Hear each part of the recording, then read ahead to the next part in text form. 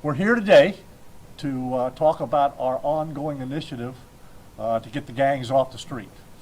The people that you're going to hear from today, the gang unit started this, and we got partners with us from the state attorney's office, the U.S. Marshal's office, and some other players. But we were able to take some very, very dangerous people off of the streets and out of the neighborhoods, and that's what's important. And it's an ongoing initiative. Sometimes people don't see exactly what we're doing because it's a lot of undercover work, but these are some dangerous people that we're taking off the streets. So I'm going to let Major Masri give you the details, walk you through it, and then I'll be back to you in a minute. Thank you, Sheriff. Good afternoon. Talal Masri, M-A-S-R-I. I'm a major with the Palm Beach County Sheriff's Office, Major Crimes Bureau.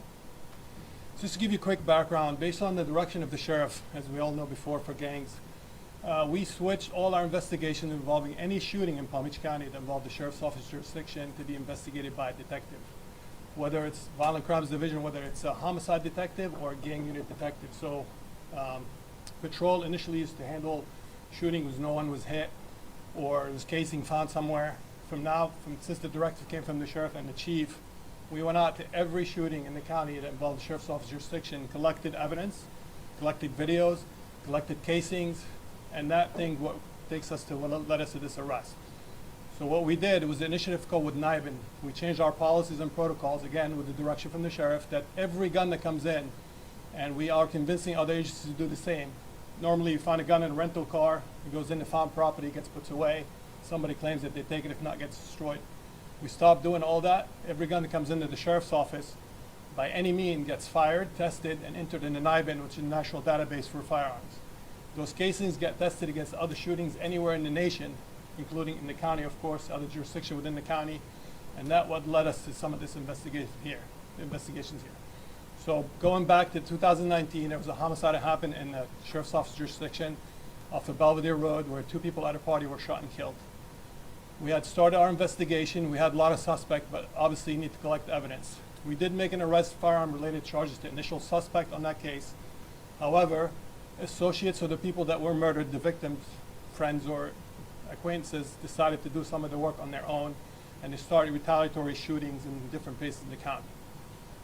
We have since charged the actual shooter in the double homicide with homicide. He's sitting waiting trial. However, this continued with the shootings, continued with the different firing at different places, at parties, at parks, streets, roadways, houses.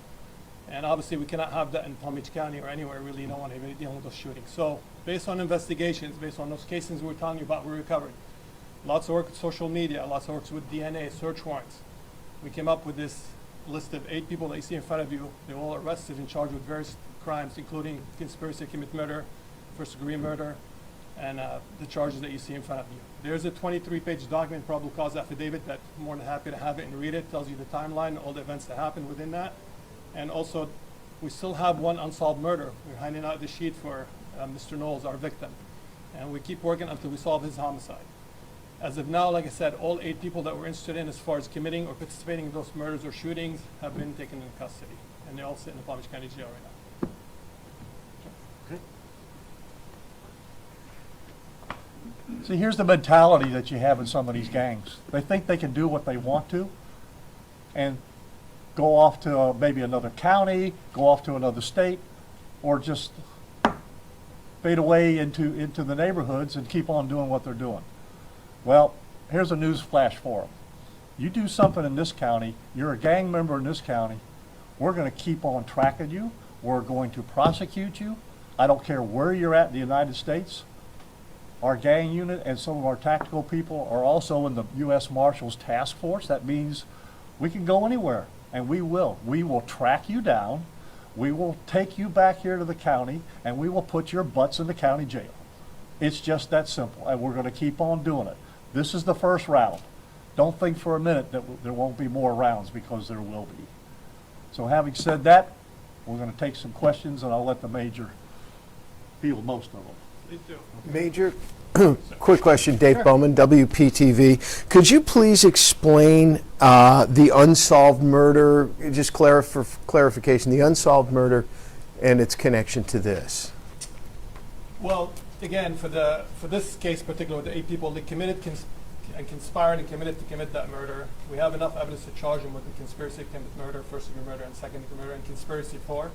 And we have them all, based on our investigation, like I said, included casings involved in shootings.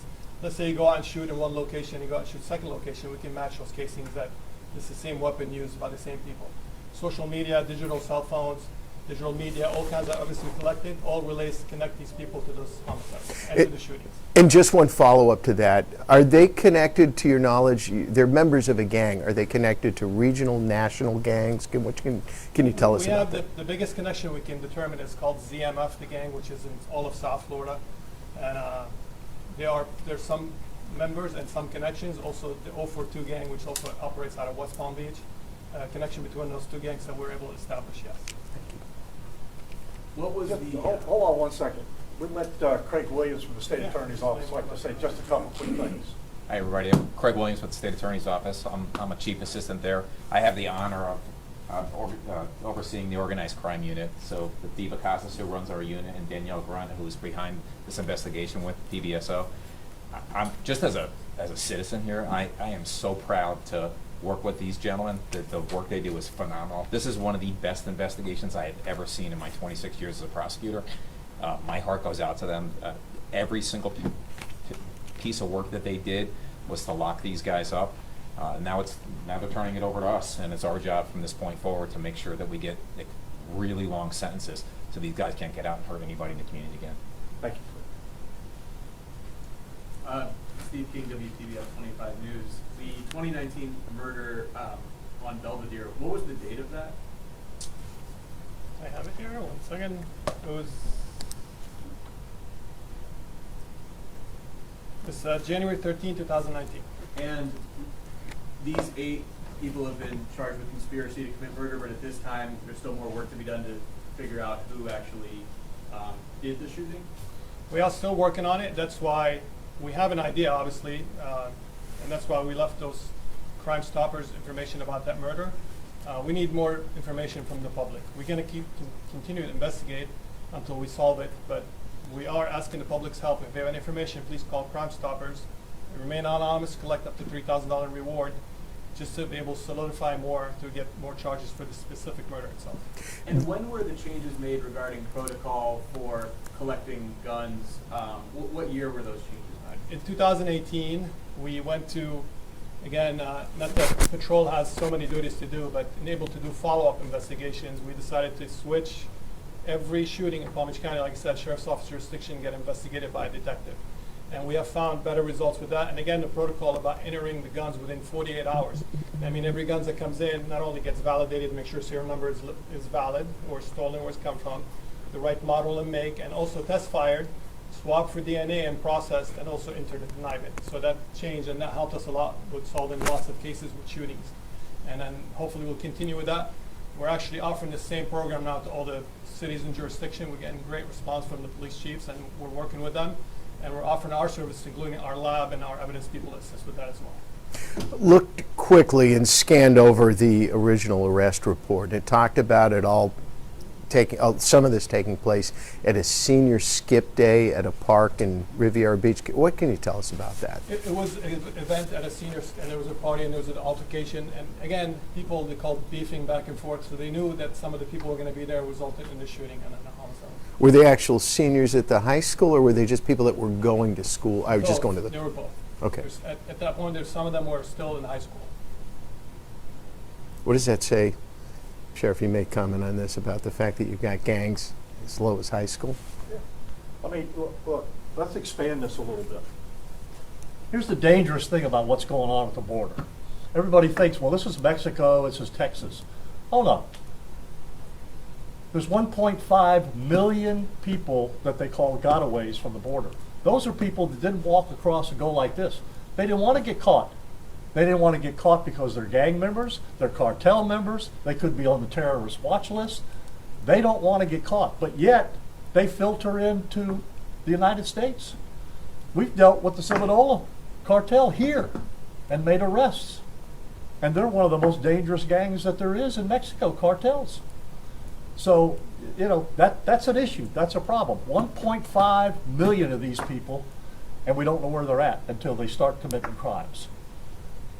Are any of these connected to No, coming across the not right border? now, but who knows where they're at? That's why it's an ongoing effort, and like I said, you're gonna see more of this. This gang unit is excellent, just like the state attorney said. Right, we're on them, we're doing it every day, and eventually, we're gonna track them down, just like I said. Okay, yep. Something that struck me is all of those people are roughly maybe 20 years old, maybe a little bit more, but one person. You know, these people are really young. If this started in 2019, you know, 2016, I'm hearing now. No, And no, it's there been would have been 16. 16, sorry. 2019, and it's been escalating for all these years. That means that they were starting young. Oh, yeah. So what is your message? Because 20 years old to be, you know, charged with now felonies, multiple felonies, Yeah. that's not something that should be taken lightly. We could get into an hour conversation about how these kids get into gangs. The gangs go after kids between 8 and 10 years old. And it's the same, this is several years back, but you had a 14-year-old boy that shot 2 people in the back of the head sitting in a car and just walked away like it's another day. We were able to apprehend him. But we hear the same story all the time on how these people get into the gangs, because the family unit is almost non-existent today. So when you talk to these kids, you say, why are you in the gang? It's pretty much the same story. Don't have a father figure. The single parent is hardly around because they have to work to make a living. Dropped out of school, no money, no job. Basically, they don't have a family atmosphere. So what do? They got a new family now. The gang people give them all that. They give them money. They have a place to go. They give them a car. They got a new family now. So the gang problem starts with the family unit. That's why we invest so much money from our sheriff's office, law enforcement trust funds, back into the community. I've given back about $12 million since I've been the sheriff. Boys and Girls Clubs, Urban League, Inner City Youth, summer camps. Those programs keep the kids off the street, but they give them a place to belong. And that's what they're looking for, because they can't find a place to belong in their family atmosphere. So yeah, there's some young ones in there, but it's our job to make sure that we get to them young before they get into the gangs. All right, thanks, folks.